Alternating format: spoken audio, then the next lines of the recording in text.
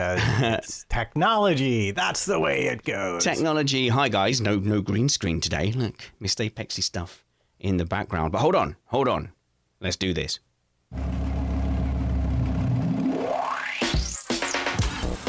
Hi, everyone, and welcome to the Remain Indoors podcast, where we'll be looking at some lighter news from around the internet.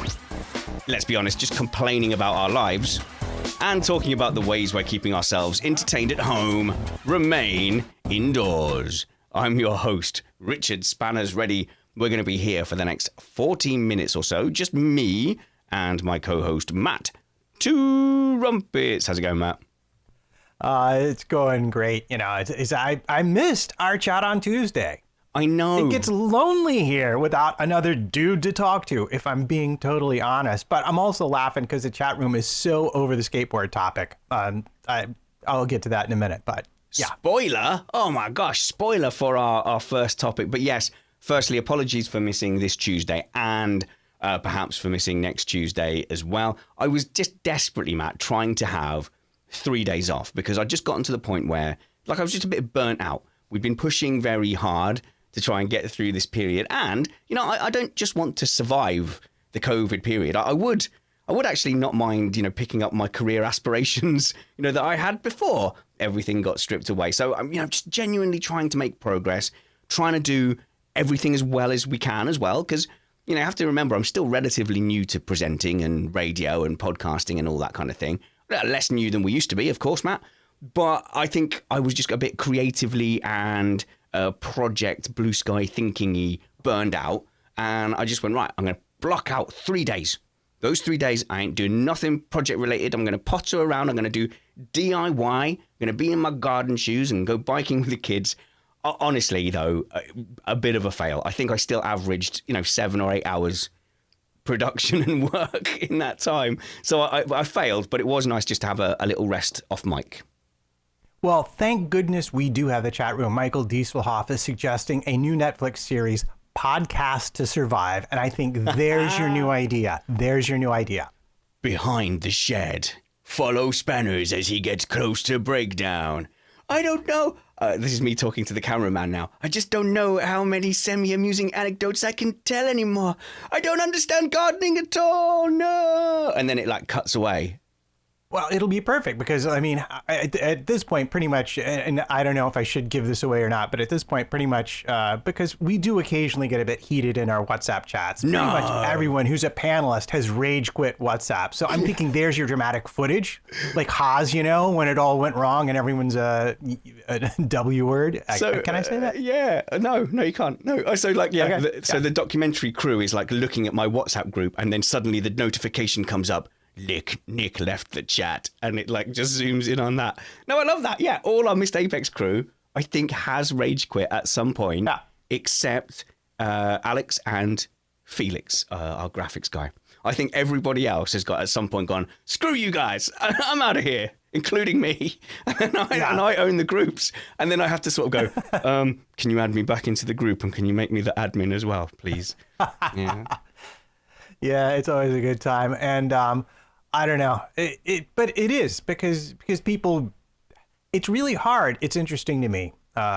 In text, there's certain topics and certain things you can talk about. People get really upset about. Yeah, man. But it's almost always, when I look back and read it, it almost always is that you're not arguing about the same thing. Yeah, you're arguing about what you're arguing about, you know? A classic is me and Steve Amy, video guy Steve Amy. Like when we cannot communicate over WhatsApp. But most of the time, like, one of us is asleep because he's all the way in Australia. And whenever it gets really heated, I just call him. Because when we speak, we get on perfectly well. But somehow over WhatsApp communication, it's just like, screw you. You wouldn't understand a presentation if it hit you in the arse. And I'd be like, be quiet, crazy, drunken old fool. And then you get on the thing and it's like on a video call and it's just like, oh, hey, Steve, hey, Spanners. And we can be really productive and solve any issue. But yeah, I think WhatsApp, especially for people of like your age, my age and Steve's age, we didn't grow up with these big, intense group communications centered around a group of people who are very, very passionate about one thing.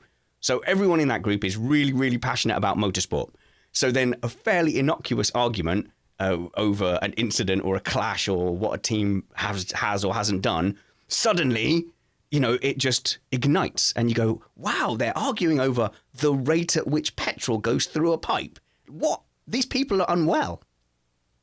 Yeah, until you're one of those sides, and then you completely understand. Although I will confess that my personal rage quit had to do with another panelist insisting that if you saw red come up 5 times in a row on roulette, that meant that black was a much greater chance the next time around. They refused. It was not you. No, one of our panel said that. Yes. I missed that. Yes, that's why I rage quit, because I was like, no, that's not the way statistics work at all. Every time it's no. I'm like, yes, no. And they just kept on insisting that up was down, black was white, and wet was dry. To the point I was like, fine, I am so out of here. That is hilarious. I even missed that. I must have been preoccupied, or it was one of the non-UK hours type arguments. But of course, yeah, whatever has happened in the red, blue, red, black, the next one is always still 50-50, not accounting for the green 0. And yeah, like that's a fallacy people fall for all the time, where they go, well, 4 reds in a row, it's got to be black. It's got to be black this time. No, it's equally possible to be any. And actually, in Formula One, these stats drive me absolutely crazy because, okay, well, because David Croft, obviously, he wants to read interesting things out during the lulls, and there is a paid stat man. And we know him, and he's been on Missed Apex, called Sean. Yes. Why is his surname? Kelly. Sean Kelly, of course. And he's done some quizzes with us on Missed Apex. That's his job, is to compile and provide those stats for a number of people. But Crofty will just sit there and go, well, yes, Lewis Hamilton is on pole. He's 4,000 seconds ahead in qualifying, but no car with a blue stripe on their driver's helmet has ever won whilst a dove is also circulating on top of Trafalgar Square. And I tell you, there is a dove circulating on Trafalgar Square. Those sorts of stats that come up that's meant to go, oh, well, he might not win because of this stat. But it is always just a case of, well, that stat only exists because, we've got the 4 reds. And the 4 reds don't mean anything in particular. It's just that we've not had a black for a while. And so your expectations shouldn't be based on those things. So those stats, nearly entirely meaningless, always seem to dominate the front end of the event. Yeah, it's an interesting thing. I read a lovely post by someone who taught statistics and probability. And one of the first things they did for their whole class was they had everyone flip a coin 100 times. Or they had half the class flip a coin 100 times and half the class make up heads and tails 100 times. And they would sit there and automatically be able to pick out who made it up versus who actually did it. And they said it's always because people who make it up never run enough heads or tails in a row, because that actually, out of 100 times, you're going to have a stretch where you get 10, 15 in a row easily. And no one ever does when they make it up because they think that's too unbelievable. But that's really the way the world works. And I didn't get this from a fancy degree or anything. Would you believe me, Matt, if I said that my understanding of these odds and probability comes from the fact that every so often I don't mind a little gamble. I know I barely mention it, but I don't mind a little gamble, a little flutter. And I was really into roulette. I don't know how much roulette experience you have, but I really got into it. And not like put the mortgage on red. I was playing it as a game and trying to win it as a game, And I don't mind like micro payments. The thrill of it is the money keeps score, but I'm never going to sit there and go, it's food if it lands on red and we starve if it's on black. But do you like the game roulette? Yeah, actually, I used to do a gig down just south of DC at Wolf Trap, and with a friend of mine, and we would always stop at Atlantic City on our way back and spend like the rest of the night gambling before we came home. And we played a lot of roulette. And then when I was on tour, I was in Vegas. I played a lot of blackjack because I felt like I had a better. You can actually make the odds a little bit more on your side in blackjack if you pay attention. Yes, right. Okay. We'll move on to blackjack in a second. With roulette, the only way I found to effectively build a pot was to bet on both sides. So pick one of those 50-50s like red and black or odds and evens, and I would be betting on both sides. So I would place, say, a euro on, because it was in Amsterdam. I wasn't going to go into that much detail, but Amsterdam casinos, We could do a special on that. But Amsterdam casinos, you put your one stake on black and one stake on red. Whichever one wins, you collect the winnings. Whichever one loses, you double up. So when the one you doubled up on, if you collect the next time, you get 2. And so you end up not losing anything. You simply gain one stake every time that number comes up. So you can bet on both at the same time. Where the kicker is of course, is that if it doubles up so much that you run out of money before your red or black comes up. So any long sequence of red or blacks kills your pot. So that's how I learned that it is really, really much more likely than you would think to get 8 reds in a row. And you would think, yeah, I'm never going to get 8 reds in a row. It happens all the time. Yeah, maybe a variation of that subtle strategy would be, well, I don't know. That's I like the strategy for collecting it, but from an odds point of view, you leave yourself vulnerable, like you said, if there's a long streak. And that's the reason why in casinos there is a certain ratio between the lowest bet you can put on and the highest bet you can put on, and that is specifically to stop that tactic.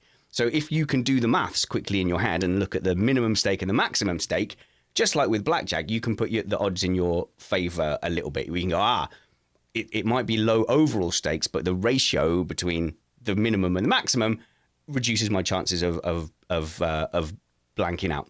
It's not a long-term solution, Matt. I don't think either of us are going to retire to go and do that. But with blackjack, that is super interesting because, of course, there are people who professionally count cards, and when you're suspected of doing that, you basically get kicked out of the casino. But the idea is, if you just keep an eye on the deck and you notice that there is a high amount of non-picture cards coming out, then that means that out of a 6-deck blackjack table, there's more 10s and aces in there.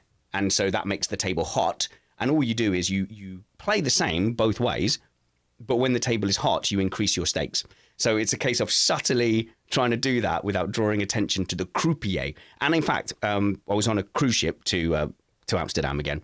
Not a cruise ship. That makes it sound fancier than it is. It was just a P&O passenger ferry with a blackjack table as part of the restaurant. They noticed my friend was doing very well at reading the table. And then what they will do is they will just change the dealer. And they go, we've got to change the dealer. And then the dealer will just come in with his new decks and go, I've just got a, new dealer, new decks. But what they were doing is they're just trying to cool down the table. They're trying to make it not hot. Yeah. Interesting. Yeah. No, that the thing is just pay attention to your 10s, because usually Vegas, I think, runs 5 decks in a blackjack. So you have, however many 10s, and you just count the 10s, and then you have a general idea of, if I'm sitting on 13 or 14, should I take another card? If most of the 10s are gone, take another card. Yeah. Otherwise, if you play by the dealer's rules, they take on 14. If you sit on 14, then you actually, I found, you get a little bit of advantage. They're more likely to go broke because they have to take that next card. Yeah. Anyway, suffice it to say that I played twice, and the second time I played, I won a reasonable amount of money doing that without getting myself in trouble. So it was fun. The secret if you want to enjoy yourself in a casino, you kids, because go down Southend Casino, it's where we'd hang out sometimes. The secret to enjoying a casino is always knowing the amount of bets you're going to do before you go in. So if you want to say, right, I'm going to go in there with $100, right? And each $100 is only going to get bet once. So if you lose it, obviously it's gone. If you put a £1 bet on and you win a tenner off that, stick that and you put that in the winner's pocket and go home with it. That way, you'll tend to either be only a little bit down, or you might even just earn enough to pay for your pints at the bar and your entry to the casino. And I think in that way, we've had really good nights out to dog tracks and stuff. I've never been horse racing, but we've had good nights out at dog tracks using that method. There's 6 races. We're each allowed 1 bet per race, and we know exactly how much we're going to put on, and we never touch the winnings. Where people lose is they go, oh my God, I'm on blackjack, I'm on fire, I've got all the way up to 300 quid. And then they lose all of that. It goes back down and they go, well, I did it once, I can do it again. So they go to the cash point and come back out. And there you go. Gamble responsibly, kids. That's what you meant to say. Yeah. And that is the story of me trying to take 3 days off. How do you let us down this? Oh no, you were talking about rage quitting. That was it. We've come all the way from rage quitting. That's hilarious. Yeah. So in summary, everyone has rage quit our WhatsApp group.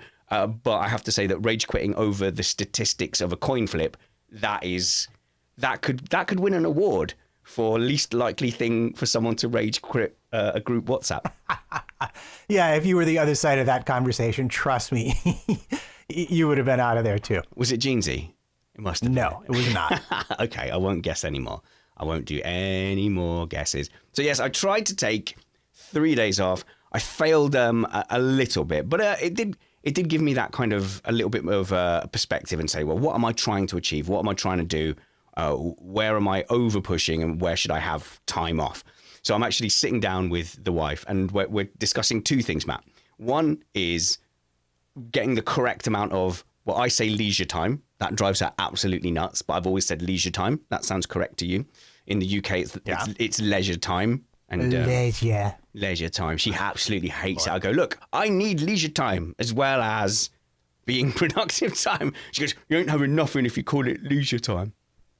Yeah, you know what? If I really want to make my daughter crazy, when I say the letter Z, I call it Zed instead. And she gets so angry at me. She's like, that is not a thing. Stop trying to be British. I'm like, no. But we've anglicized you quite a bit. I have noticed an evolution in your language since we've been doing this.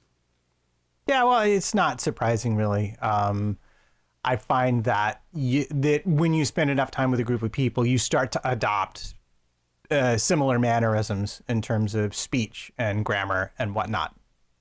Yeah, and I was delighted to hear my wife use an Americanism. So I grew up in a family where it was predominantly American English, and my mother never really spoke English like day to day at home. But when she came here, we all started speaking English, obviously. And then there would be lots of little phrases that we would use when you're trying to just do a clumsy translation into English, and then it sticks. Even though you then later learn the language much better, we're still left with these weird phrases. So my mum will, to this day, offer me some sandwich. So she will say, are you hungry? Do you want some sandwich? And the thing is, I will not flinch at that. But then like my wife will hear that and go, what? Some sandwich? Do you want some sandwich? So I'm curious as to whether that's either translates as a random sandwich selection or simply a partial sandwich, which is presumably has not otherwise been gnawed on. I think it's an indeterminate amount of sandwich. So you can start and finish whenever you wish. There will simply be enough sandwiches until you are sated. So that was our household, very bad English, broken English, and what English we did have, especially early on, was very Americanized. So you would call a pedestrianized area where there's no cars in the town center, you would call that a precinct, or no? Precinct is like that. That's like a police thing. So what would you call an area where, like in a town center, there's shops, but the cars aren't allowed to go there? There's no term. I don't know. We did not have that at all growing up. So, but so we would call it the pedestrianized area or whatever. But my mother would just call it the walking street because it's like the street, but you do walking. So like even now I will go, oh, Nicola, we'll go to the walking street because there's that computer game shop I want to check out. And she hates it. But the big one she really hates is that I call the shop a store. And we've always called let's go to the garden store or whatever. Yeah, and she's store. Yeah. But over the last 15 years, especially the last couple of years, she has started saying that as well. And I've just been sitting there quietly going, you call it the store. But then I pointed it out to her yesterday and she went, no, I don't. I was like, no, you've been doing it for years, saying, oh, let's go and pick up some stuff at the store. So that's nice. So you're right. It does bleed over in time. Yeah. I'm trying to think of the best example I can of the difference between British English and American English. And I think for me that was encapsulated in our very first trip to London, which was back in 2001, 2002 maybe. And we rode the double-decker bus from Heathrow into London because you could do such a thing. And we get to the first yield sign because in the United States, when you come to a junction and you don't have to stop unless there's oncoming traffic, there's a sign. It has one word on it. That word is yield. And when you come to the same decision tree in Britain, there's a sign on it with 17 words, which is give way to other motorists, please. if it's not too much trouble. Yeah. So for us, but with a stop sign, you have to stop. Is that the same? Like you have to physically stop whether or not you need to give way. You just have to make sure you come to a stop. But in Cyprus, red lights also serve that purpose. So if you come up to traffic lights in the UK and it's red, you stop. No questions. Green, you go again. In Cyprus, if it's a red light, you have to come to a full stop. If it's clear, you go. So I just remember being very angrily beeped at by a queue of like Cypriots behind me. I'm going, look, the hell? Who the hell's you guys' problem? Man, Cyprus is mean. What are you doing? And I was just holding up traffic for no reason. Well, now you will love this story, and I think our listeners will love it too. And actually, I don't even really care. I'm going to tell it now because I'm so excited about telling it because, of course, it makes me look good or bad, depending upon your general take on things. But just tell it. Here in the United States, inside New York City, with a few very, very, very small exceptions, a red light is a red light. You may not turn, you may not go. However, once you leave New York City, which you can do with about half an hour to 3 hours of driving, depending upon traffic. Hang on a second. There's sort of this constant playing with my light here. Once you leave New York City, you can turn right on red. But not always, sometimes, but it's the reverse. Sometimes they put up a sign saying you can't turn right on red. So the rules change once you leave New York. And as a New Yorker, you're not always sure which is where, except for Jersey, where, everything's legal in Jersey. Anyone who's seen Hamilton knows this. So I'm taking a group of people to a concert. I have 4 people in a car, and I'm in the same situation you were. I'm at a red light. The guy behind me is like, I'm driving here. And it's a red light. And the reason I don't turn is because directly across the street, I can see a trooper. There's a cop there. I'm like, this is not a risk I'm going to take. We're barely going to make the concert as it is. But anyway, the guy gets up next to me and rolls his window down. I'm like, okay, this will be fun. So I roll my window down and he starts raging at me. And I'm like, dude, a bunch of words I can't say. Fine, you want to go? Let's go. He gets out of his pickup truck, his giant contractor pickup truck, comes right around to my car, and just then the light changes, and I'm like, see you later, you dumb blah, blah, blah, blah, blah. And I drive off, leave him standing looking like a moron in the middle of the road next to his car, laughing at him. Oh, mate. The thing is, though, people get so sparked in traffic. It's almost always because they're upset about something else. And I think even like when you end up having, like, someone snapped at me at work. Oh, man, what's wrong with that guy? It's hardly ever the work or the traffic. It's like, I know he's not getting on with his wife or his business is struggling. So when I come across it online, people getting like really angry about it, about something or other, something I've said, some discussion, they've been completely triggered. And most of the time I'll be like, yeah, well, you're ugly too. But sometimes I catch myself. And I have just gone, look, are you all right, mate? Are you okay? And I have responded to emails and DMs and tweets like that in the past and gone, are you all right? Like, because it doesn't sound right. We don't need to be like this. When I've managed to be reasonable, a lot of the time, they've ended up then being like listeners and going, oh, I'll check out your stuff. And, even ended up being patrons of Missed Apex. A bit harder on the road when you are faced with the prospect of a physical confrontation. Because that ruins pretty much any day, doesn't it? Yeah, I mean, I wouldn't actually, because the law is pretty clear. If you get out of your car, then you are liable. So that's like the thing you really don't want to do. Oh, and right? I've had people do like crazy stuff. Yeah, but everyone's got guns in the US as well. Like I wouldn't road rage against anyone in the States. Well, it's like that thing. There's that microsecond before your actual brain kicks in that you're just, whatever. Training kicks in first. Yeah. Look, where I grew up, that was my training. If someone came at you like that, you just go right back at them.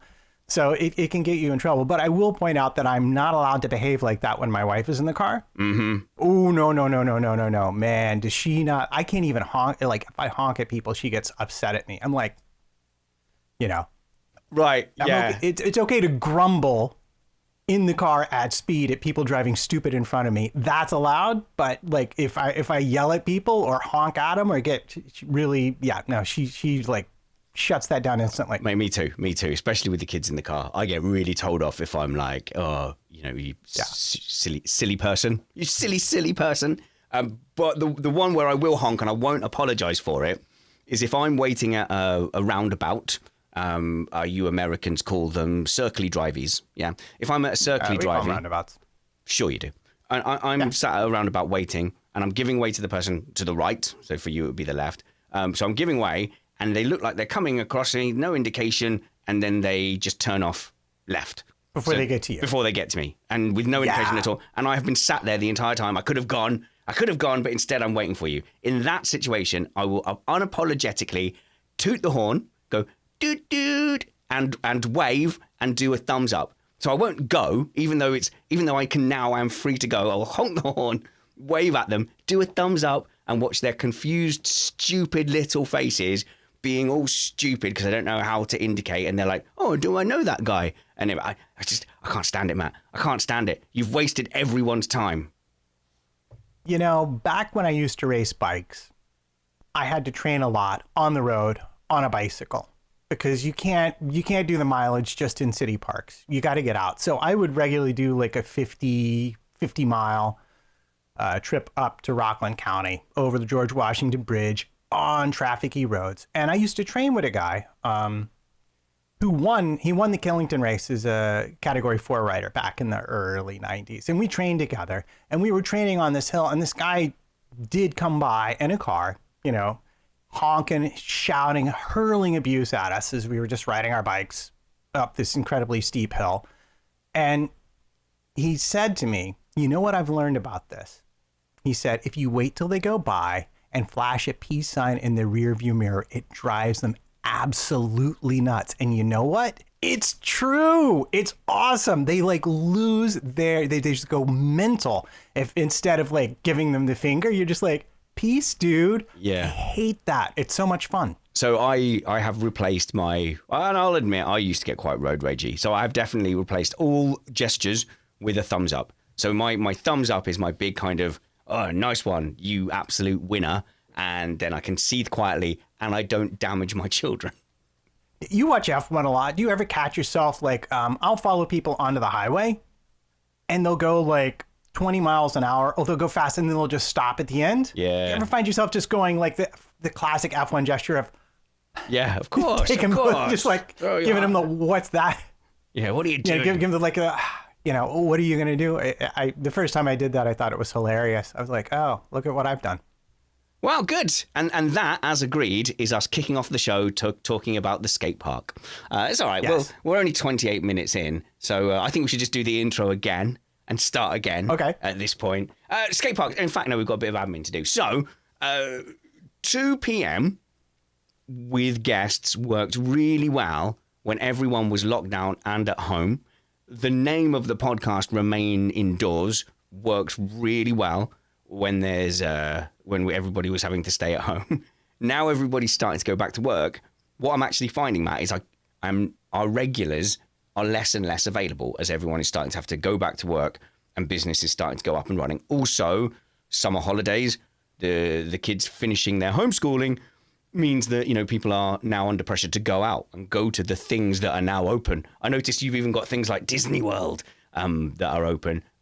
But yeah, families under pressure for family time. It's actually getting harder and harder. We'll have a rant about masks and stuff in a bit, Matt. I've got it in the notes. Yeah. But it's getting harder and harder to manage this time. And I think like you and me here on today, that's completely not a problem.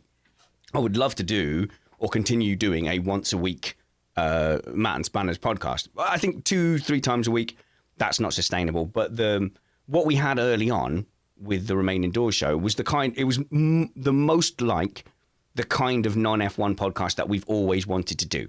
So we've made real good progress. So I definitely don't want to throw the baby out with the bathwater. I definitely want to keep this feed. I definitely want to have weekly content. But we've just got to have a bit of a think about whether we want to go into the evenings, which will be better for getting guests. I will get yelled at more. So it just depends whether we're willing to it's the spousal pressure, isn't it? At the moment, I'm like 3 or 4 nights a week in the shed, and she's in the shed 2 nights as well. So yeah. Oh, by the way, the one time we see each other, I'm going to be doing Remain Indoors now.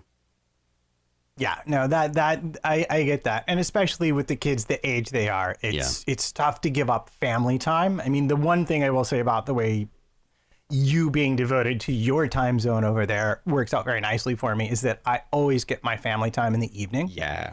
I'm never stuck for spending time with the family. And that's really nice, So and that's why this time slot, the 2 p.m. time slot, has been absolutely brilliant. So because it's this is part of my working day. I just put down the audiobook reading for an hour and a half, and with you starting to help with some of the editing as well, it's been just it's a very natural thing. I'm in the shed, I'm in the studio anyway. Hit the stream button. Hello everyone, how's it going? And get to it's almost like a lunch break, isn't it? It's almost like a lovely little afternoon break, chatting with people about stuff. It's water cooler chat. But yeah, so that's going to come under pressure. But we could definitely just sustain, Thursday 2 p.m. you and me. But what I really liked early on was having guests on, and I had this vision at some point that we would do 3 or 4 shows a week. A different person coming on every week, specialist segments and stuff. The whole radio experience, but our audience level just doesn't quite justify what would essentially be a full-time, almost like a full-time commitment. But we want to work towards that, and I think we've learned loads and loads of lessons. I think if we could ask a favor from everybody listening, this elite bunch, you elite 700 or so that we're reaching on a weekly basis, perhaps you could spare a moment to just get the Remain Indoors link. I'm going to put a useful link in the show notes of the podcast, and just share it with a couple of friends. Put it on your Facebook, put it on your Twitter, tell a couple of personal friends, hey, I like listening to this podcast.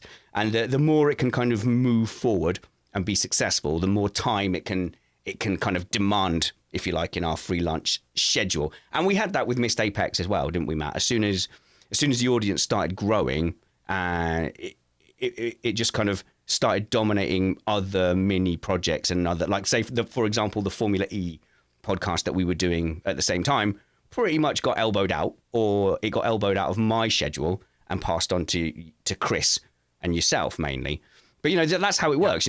People kind of vote with their feet for which projects they want to keep and and support and stuff like that. So that's what we'll do. I think if we have a big push for a bit more of an audience, and then we'll see what we can do going forward. But I think at a minimum, I definitely want to keep this going weekly.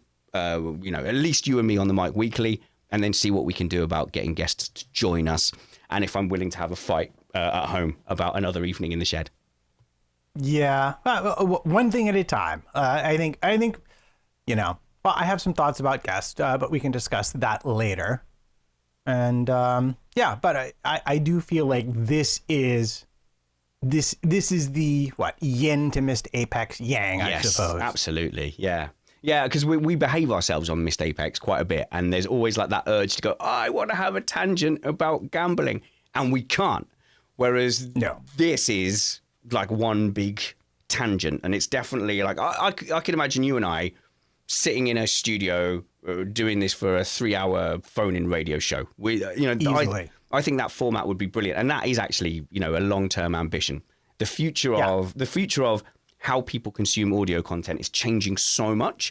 I think if you look at the UK radio scene, you'll see that it's not looking amazingly positive in general. I mean, the commercial sector had a big hit last year. And now, the government sectors as well, it's looking like there's going to be some reform in those areas too. I'm not saying anything that isn't, all over Twitter and on the BBC feed. So in future, streams like us, operations like us, I think will be picked up more and more by anyone with an FM transmitter. Yeah, let's get Spanners and Trumpet. Let's get their direct feed from their studios, and we can operate and put that out. And who knows, why not one day when we are media moguls, I'll just stick a transmitter on the top of this shed, Matt. You dangle one out of your window, and we'll just do FM ourselves. I love that idea, but I think you're right. The commercial landscape is changing, and it's interesting to me, having watched the musician business that I'm in contract so much since the the early 80s, really, but since I got to New York, since the late 80s until now. And a lot of it had to do with pressure from people always willing to do work for less on spec or for quote unquote exposure, along with, frankly, just the rise of DJs and recorded music, taking a lot of work that used to be out there for your average side man or side woman or side person. I don't know. Used to be called side man in the good old days. So I apologize if the language has been updated and I missed that. You sexist pig. Yeah, oink oink. And I think radio is now there. They're realizing that people are creating content, and publishing went through this too. They took a bunch of fan fiction authors who basically were writing for free, and realized they could put out tons of content without having to pay the authors in advance, and they could make the authors do all of the marketing. They can make the authors do all of the publicity and put that all on them. So the publishers spend way less money, and they still get what amounts to almost free content because they're not paying up front for it, other than, you know, the editing services and the covers and stuff like that, which is way cheaper than giving somebody, you know, an advance for a book and then it only sells, you know, 1,000 copies. So I think a lot of industries have gone through this, and I think audio is going through it right now. My wife has been listening to podcasts. Can you believe it? Gasp. There you go. She's entering the modern world. Remain Indoors, of course, highest on that list. Only if we talked about unsolved mysteries, would she actually listen to our podcast. She and the daughter my daughter got obsessed with this Dyatlov Mountain, this disappeared group of Russian hikers that had all these weird, mysterious things that couldn't be explained about it. Like she actually did a school project about it.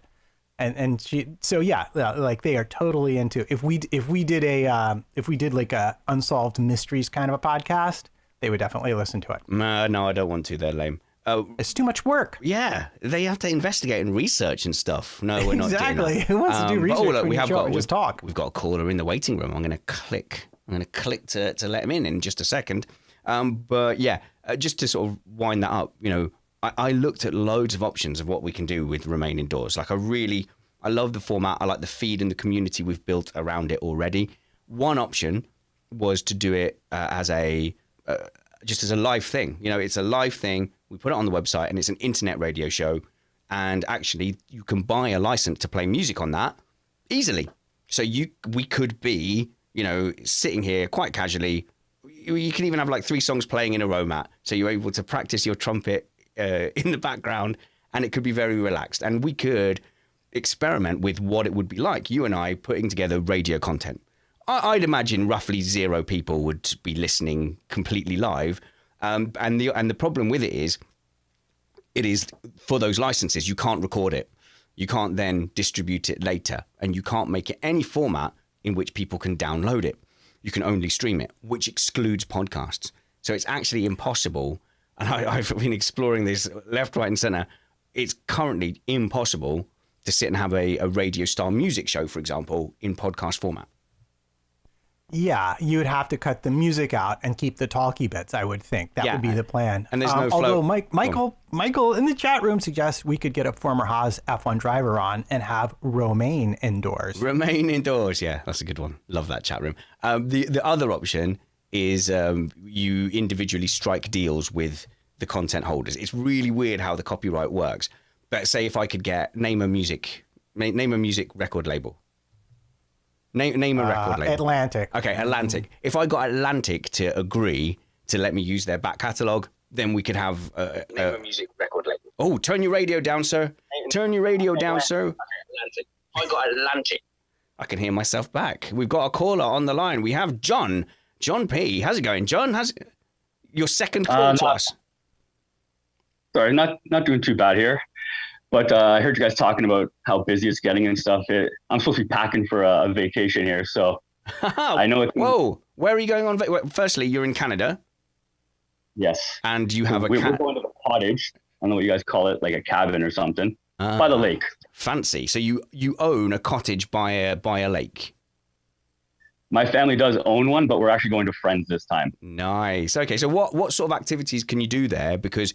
you know, obviously there's still a lot of restrictions going down.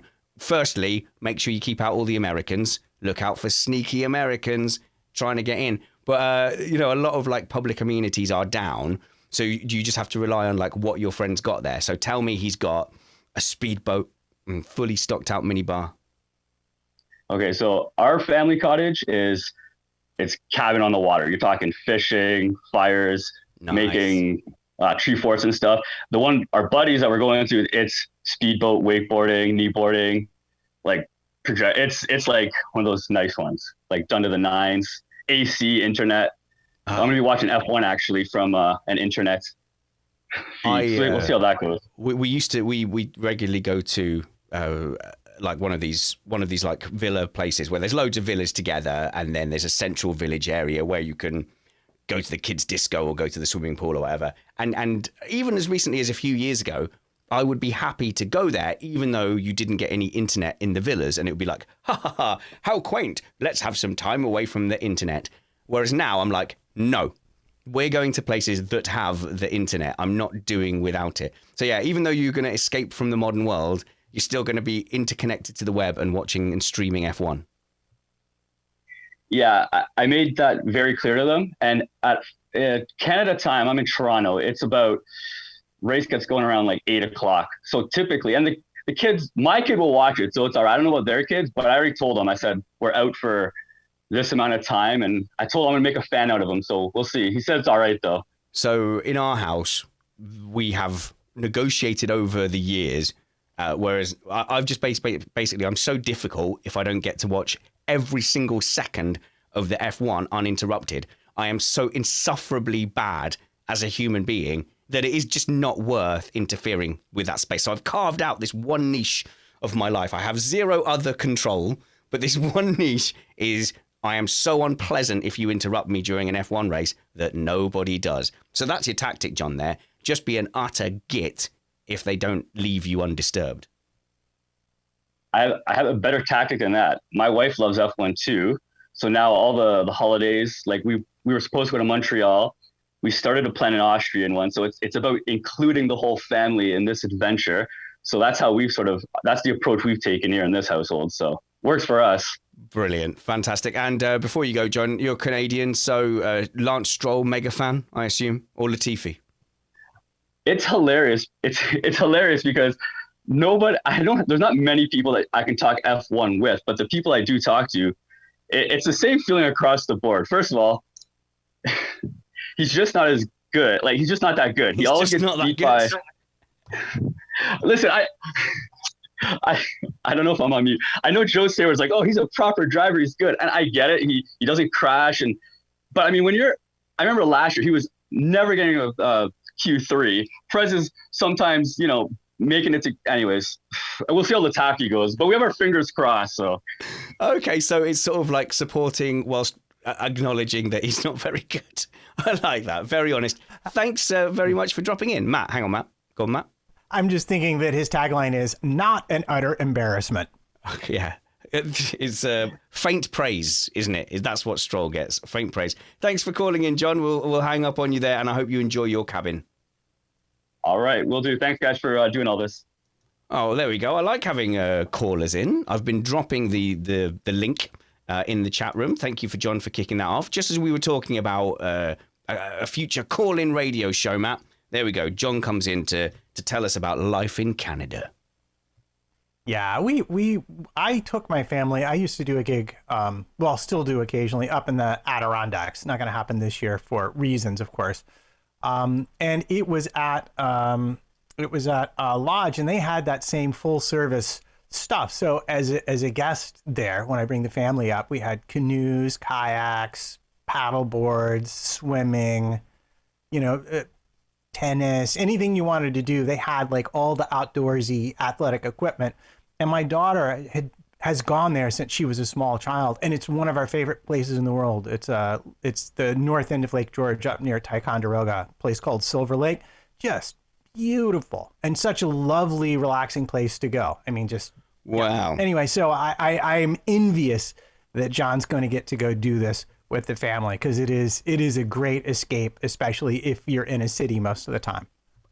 Okay, so what we're doing is we're not going a fancy lake. We don't have a fancy lake. Can't compete with John. But lockdown measures do now allow for a visitor. So we're having another family come and visit us for the first time since, well, we were pretty antisocial before COVID as well. So probably the first time this year, if I'm honest. But it's someone in your house, really? Wow. Yeah. Okay. Yeah. Fair enough. I don't tend to like. Not that I feel personally dissed. Hang on a minute. Actually visited. Have we spoken on this show about my aversion to having people Probably. at my house? Because I got the feeling that was like a private conversation and you just told everyone. But whatever. We've gone open book, haven't we? Yeah. No, I don't like having people at my house. I just don't understand. Oh yeah, it was when Tim was on. Why do you need to come into my home? Let's meet one of the many other. There are establishments specifically designed for social occasions. My house isn't laid out for a social occasion. I'm not turning over my home for your entertainment. In this case, though, this is in-laws, Matt. So I don't really have a choice. Ah, yeah. So, the in-laws. No, it's not the in-laws. It's not the in-laws.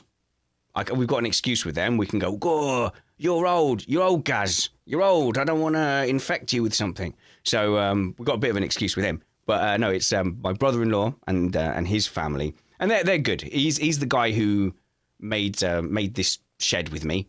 It could have been. Right. It was either him or the other twin. With twins, it doesn't matter. They're interchangeable. But yeah. One or both of them was at karting, right?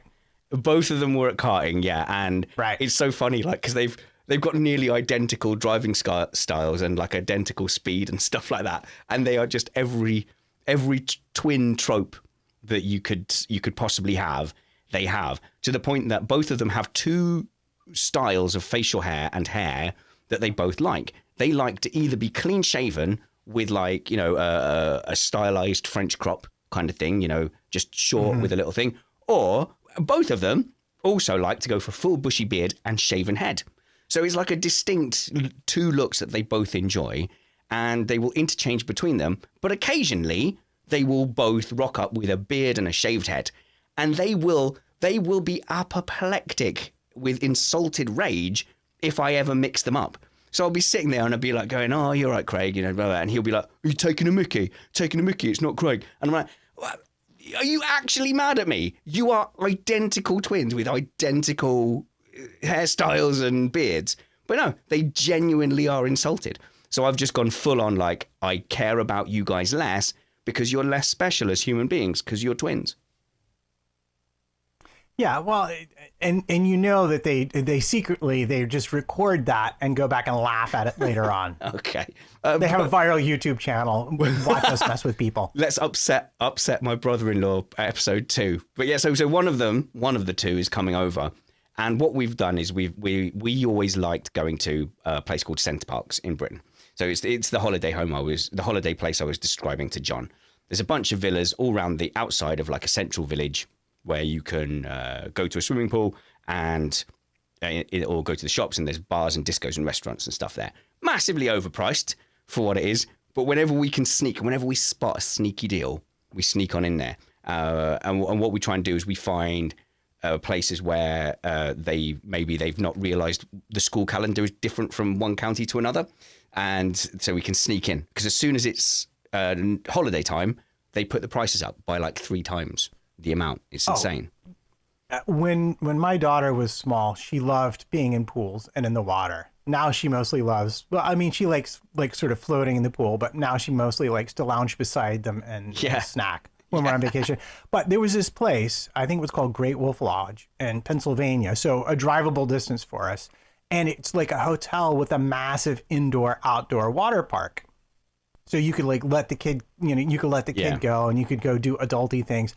And it looked so cool. I was like, you know what? Even I would be down to like go there. They have like cool stuff for adults too. It would be awesome. Let's go. I look up the prices.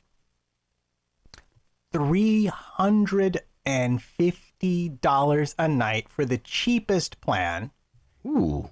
And you pay, and you're still going to have to pay stuff on top of that, and a minimum 2-night stay. Like every time a vacation came up, I'd be like, "Oh, let's go see. What is it going to be to book?" It would be $1,000 to go for a couple of days, basically. So we never went because it was just too expensive. And yet somehow people must have come up with the money to do this on the regular, or they would be out of business. So I just I feel your pain. You're like, you wait for the sneaky bargain or for the to have a free day that's not an official holiday, because and they would get more expensive whenever the school holidays were on. Well, what I figure is that those prices keep the riffraff like me away. So that's why it's popular, because it's, it's very middle class people going. And when we sneak in there, we're like, oh, let's get it. Oh, we got a cheeky bargain. Ooh, let's go. And then what we tend to do is we don't do any of the packages they put on. Like they go, oh, you can come and do archery for £100. And you go, geez, we're not doing that. So we just spend all our time pretty much at the free stuff, which is like the pool, the woodland areas, the discos and things like that. And when we don't tend to like sign up for their rock climbing package, which is 3 times as much as our local rock climbing centre that the kids go and have lessons at. So we go, no, we'll go rock climbing when we go back. Yeah, and do things just like the badminton and things like that. But obviously all that stuff is shut. And that has become like an annual thing where we'll go and meet wife's relatives and we'll go and hang out there. See, not at my home, at a place designed for hanging out and having fun. So what we're doing, though, next week is we're recreating that here for a couple of days. So we are obviously paddling pool for the kids. We've got a reasonable sized paddling pool for the kids. So that's the swimming-y bit. We're near a woodland with a fallen tree attraction. We're setting up a Nerf battle zone as well, so for the kids can attack the dads. We've bought stuff for a water balloon fight. We've got this thing where you attach it to a hose and it fills up 100 water balloons in one go. You take them all out and we'll have dads against the wall, and whichever team gets their dad the most soaked will be the winners. And we've got, just behind our villa here, we've got a shed with full VR facilities as well. So what we're doing is we're going for an out-and-out, like, staycation, cheap ass Centre Parks rip-off recreation at home. So that's going to be our adventure next week. And that actually sounds loads of fun. Yeah. Are you going to charge outrageous prices for the meals, though? Yes. No, I am. And it's going to be undercooked and salty. So that would be good. It would be nice to have a social too. And things like we got off eBay, we've got a projector. So we can have outdoor movies. Yeah, well, I was going to use the side of the shed as an outdoor movie screen, but at the moment we've got peas growing in front of it, so we'll have to eat the peas, then have the outdoor cinema. But we've got it all blocked out. It's scheduled activities, so it feels very holiday-y. And I think the difference is when you're on holiday, you go, right, we've got to go now to the pool. We've got to get out and do the thing. Whereas if you're just having time off at home, you're like, I will sit in my pants and, oh, look, a bunch of time has passed. I've not done anything fun, but I sure am mad at Dragon642 for his opinions. So having that schedule makes you go, right, we're going to go do this. We're going to go on the fallen tree. So we're going to have the fallen tree activity, which is great. It's this big, massive tree that's fallen down. It's like just a ton of fun for the kids. And I'll tell you, a recent discovery we've made, apart from the skate park, which I'll come to. We'll finish the show on the skate park, because I promised. The best discovery we made in our local area, we've walked past it so many times. There's a river to our left. As we walk past the thing, you go, well, there's a river and there's a bit of land on the other side of the river. Never really thought about what's on the other side of the river. And we noticed like a metal girder in the water that when the water level's at a certain point, you can balance over it and get to the other side. And it turns out it's a little island because the river has split around this island and then joins back up on the other side. So it's this secret little hidden island that you have to balance across this wibble-wobble scaffold over to get to. And then someone's put a rope swing there. There's this amazing tree that's covered in vines. So you can climb like all the way up to the top of it. And if you fall at any point, you're fairly likely to get caught in some vines and not die. But also, like, before they went over the girders, I said to them, no, I said, you can't cross a river. I said, are you mad? No way. I won't allow it. And then I made them beg, please, Dad, can we try? And it was only like a foot deep, this water. Yeah. So I was like, okay, but if anything goes wrong, and they're like, it won't, Dad, it won't. So they felt like they were having this real kind of dangerous adventure, and now they're going to pass that same experience on to their slightly younger cousins. So, oh God, I'm getting excited thinking about it. But that's why there's no remain indoors on Tuesday, because I'll be on a magical island adventure. Nah, you should do that. We had, I talked about the lake we went up to. There was a lake, there was an island about a mile-ish. It was about a mile across the lake. I know we canoe across. The other side was nothing but wilderness. It was protected wilderness area, so hundreds and hundreds of acres, no development at all. But that was this island. And I remember when my daughter was finally big enough and we canoed across to this island for the first time, we actually got out and walked around on it. It was so exciting for her. But before you get to the skate park, I did promise my daughter that I would brag on her a little bit because, you know, all the kids got kicked out of school, right? And Yes. all of the testing got canceled except for the advanced placement tests. And she took her first advanced placement class this year. So I don't know if they have these over in your area of the world, but basically you take this class, you take the test, and you can get college credit if you do well enough on the test at the end of the year. So she took world history. Ooh. And she got the highest score you can get. So I just want to say congrats to her. She maxed Super out. proud dad. Yeah, she maxed out. And because she took the test at home, I could see exactly how stressed out it made her, like preparing for this at home completely. Like none of the normal stuff was available. We did all this extra prep work at home and then, but it paid off. And so super happy about that. I mean, massive congratulations, but I don't like this, Matt. Why are you talking about these sort of near grown-up achievements? When we first started doing this, I remember you like proudly, you know, there was a recording of your daughter doing a British accent and having a go at a British accent, and she went by the tag Roxy Cat, I think, at the time. I'm sure she doesn't use that anymore. And then you proudly like showing off like little... I've forgotten her name. I can only think of Roxy Cat now. But showing off your little daughter on the webcam going, oh, you know. And now she's there doing that kind of like proper academic achievement, about to face the world down. I mean, it means we're super old and we've been doing this too long. Yeah. The worst part of it is I realize I'm hijacking your end of show. But that's what you really have me for. So I think that's fine. Is that she has, because she signed up to take AP Calc next year. I don't even So know what that is. we're to calculus now. Now, I'm just going to preface this by saying that the last time I thought about calculus would have been spring of 1984 when I had it in high school. And she started out this self-learning calculus because we'd made the suggestion that, you know, she was a little bit worried about taking calculus. Math is her weakest subject. Not because she's inherently bad at it, but just because she's got like one of those brains where 2 + 2 sometimes equals 5 when you're not paying attention. You know what I mean? Nice. Like those are usually the things that do her in. Yeah. And so we're like, well, look, you know, if you do the self-guided course, you'll be so much better off because you can get reinforcement in the fall and you'll know what you're in for and you'll know what you need to work on. So it should be easier if you've learned a chunk of the stuff ahead of time. It won't be as bad. You know, you won't have to worry about managing your schedule if you're back in real school and have your commute again. And okay, so we're down with this. And she starts off and it's all good. Do I need to help? No. Yesterday, she's like, okay, there's some stuff I don't understand. So now guess who's learning calculus? Yeah, I was going to say, was the thing that she couldn't understand calculus? Because that's super hard.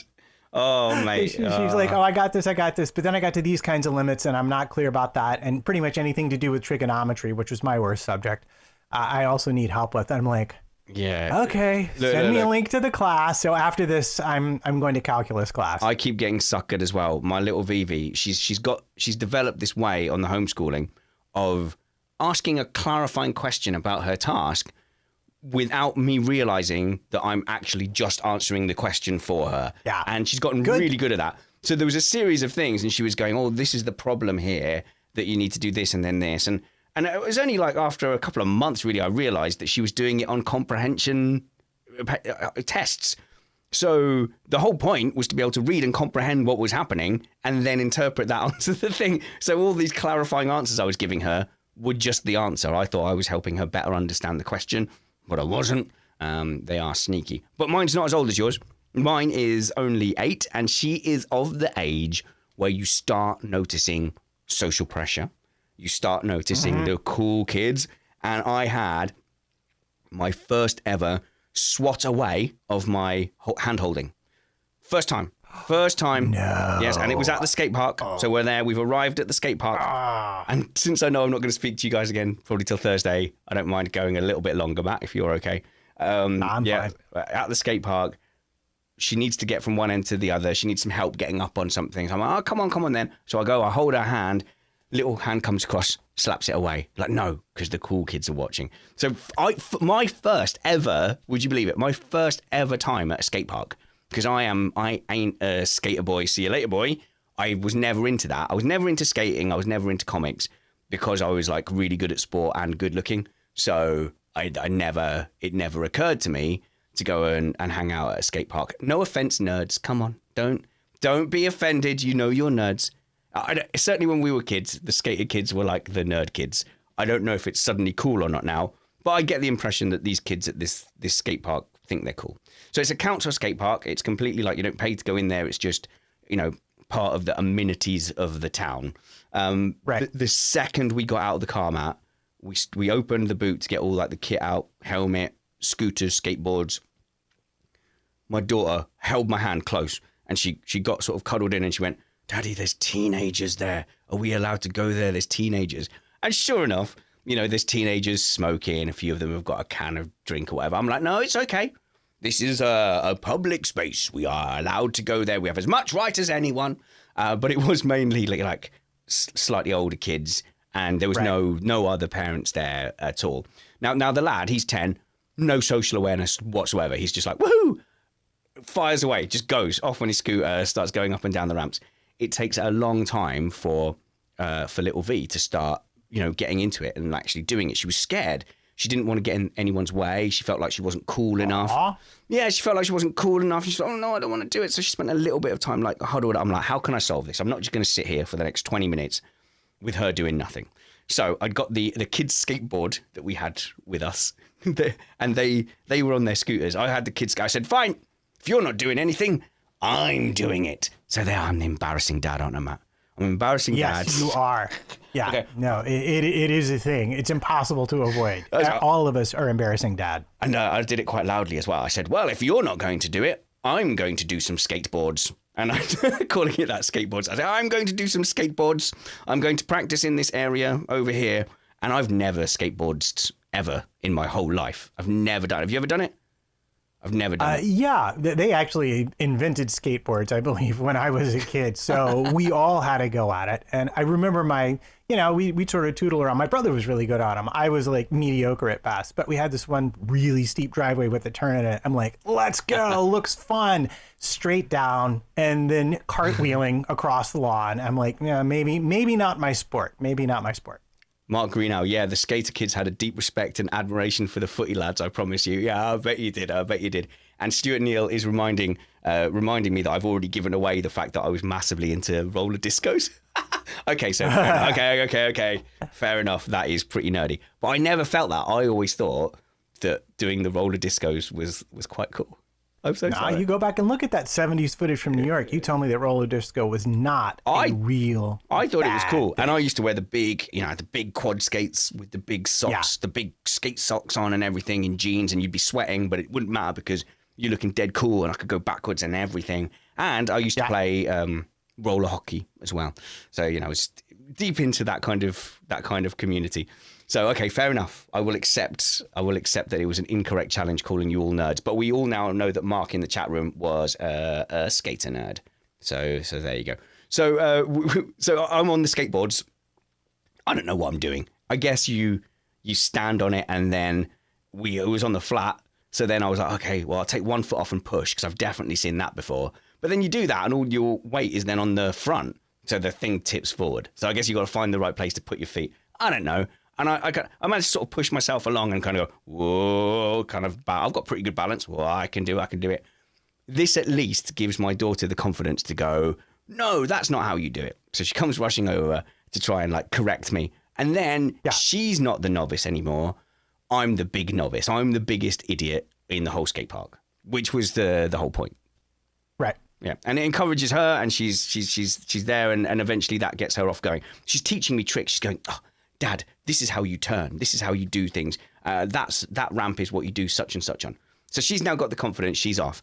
Problem is, the very nice teenage kids that were all buzzing around notice this old dude who can barely like move on a skateboard, and they decide that I need educated. Instruction. And I need instruction.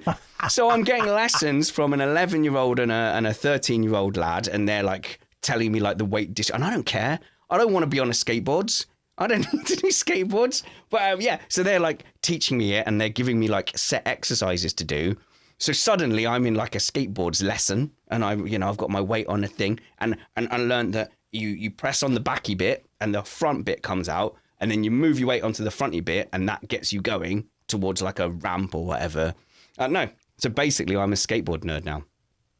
Oh, congratulations. It's always a sign of respect when they're willing to show you stuff rather than just laugh at your ignorance. Yeah, I know. But it was cool. It was kind of like, they were quite nice. And yes, they were smoking, drinking, and lots of swearing. There was effing and jeffing everywhere. And the kids are like, Dad, they're saying the F word. I'm like, that's just... You've raised your kids in a bubble, and now you know it. I think a little bit, yeah. But this place was like Peter Pan. You know, it was like Never Neverland. The kids were in charge. And it's this whole like other social world. And I could see my daughter really absorbing it and being affected by it and going, oh no, these are the big kids. These are the cool kids. And I now need to be... Now it matters how I look. So the 10-year-old, he doesn't care. He's dripping with sweat. He's falling on his butt. He's just going for it. The girl is like, everything she does here, she feels like she's being judged. And like I said, she goes, I want to get up onto that top of thing. Can you help me bring the scooter up? So I grab it, go to grab her hand. She bats it away. And it's like a big dad moment, because normally like she's always like reaching for my hand to walk with me. And to see her be like, no, I can't. And I was like, oh, that's quite a big dad step. I'm not even mad. It's like an interesting like observation to go, suddenly she sees herself not just as a extension of our family, but as an entity in the world. Yeah. I'm afraid it's only going to get worse. I still, to this day, one of the saddest, one of the most painful things is my daughter was a big fan of an anime series when she first went to middle school. And she spent a lot of her like present money for a birthday or whatever on this particular item of clothing. And she wore it to school one day and never wore it again. And it's because a boy teased her about it. And as a dad, I just wanted to find that kid and pulp him. Well, I think it's more of a sign that, she was bothered what the boys think. And I definitely know that V is... It's not just that she's bothered by what the boys think, but that something that she personally spent a lot of money on and time choosing was rubbish because somebody else made fun of her for wearing it. And that just like, man, to this day, it still stings because as a dad, they reach that point where you cannot protect them from this anymore. And that's the thing that really hurts. It's true. And the skate park is a reality now because they've had their eyes open to it. So they've had their eyes opened. Yeah. It's not just the skating, it's the world, the world in it, in and around it, and the way everyone was acting and what they were doing. Both of them have just not stopped talking about the skate park and what they're going to do. And first complaint is they were wearing bicycle helmets and everyone else had skate helmets, skater helmets. They're like different, aren't they? And so they've come up with a real bunch of reasons why their current helmets are not suitable. They're like, well, they're not proper, so they're not safe. We definitely need like specific skater.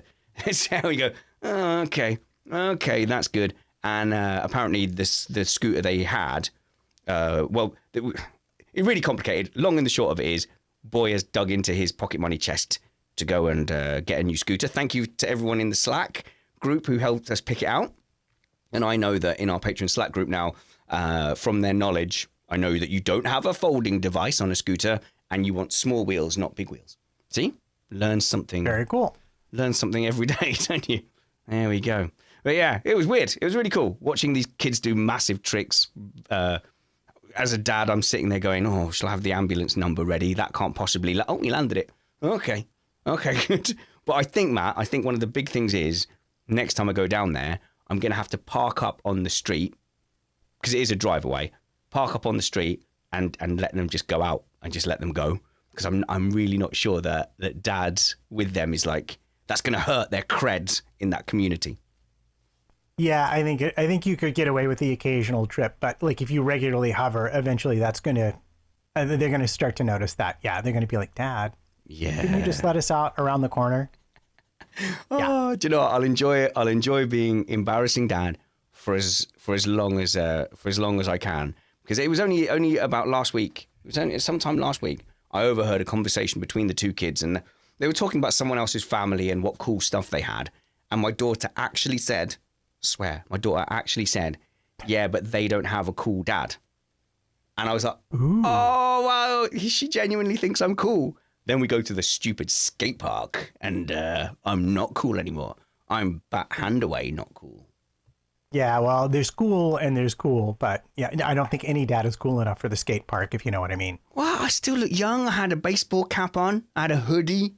I had a skateboard. Trying too hard. No. It's like when my daughter bans me from using certain words. She's like, I'm sorry, father, you are too old to use that word. It just like, you're trying too hard. Stop wearing the wrong clothes. Stop wearing the clothes that 20-year-olds wear, because that ain't right. I'm keeping up with all of those things. I know phrases like left on scene. Do you know that phrase from the kids?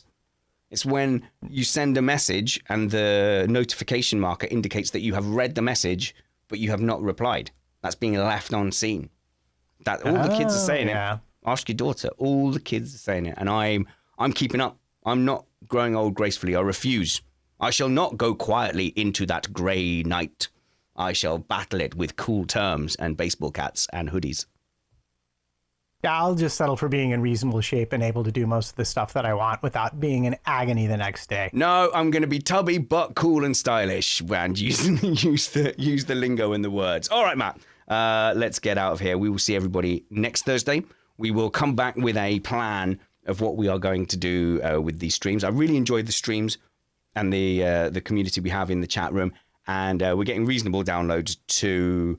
So I hope you guys that are downloading it after the fact are enjoying it as well. And of course, if you're not an F1y person and you found us completely by accident, check out our show, Missed Apex F1 2. Follow Matt at MattPT55, me at Spanners Ready, and the show at Indoors Remain. That's what it is, isn't it? At Indoors Remain. I will change it. Remain indoors at Indoors Remain. Remain indoors. That's rubbish. It's just a testament to how bad I am at social media that we have a completely wrong Twitter handle. Until next time, though, please work hard, be kind, and have fun. This was Remain Indoors. Feels like I normally say more stuff in the music-y bit. I ran out of words, and then the music was still going. I was like, okay, let's just sit here and look pretty. That's what we can do. Yeah, it's good. Close enough. Close enough. Close enough. The title of the Close show, enough by the for way, government work. the title of the show is Adulty Things. When you came out there, There you got go. to do Love it. adulty things. Yeah, I suppose if we did do it once a week, we could sort of like, I wouldn't mind just going a bit longer, as long as there's no edits. Like I'm not going to edit anything